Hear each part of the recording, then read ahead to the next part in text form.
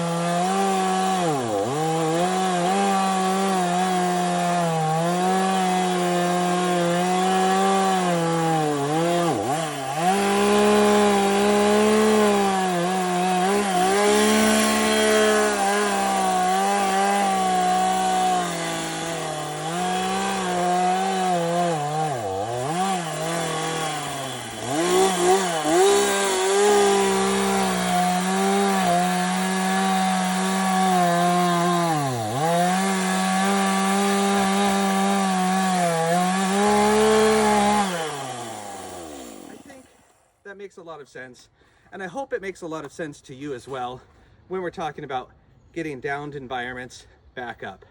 Make sure to catch me on the next episode.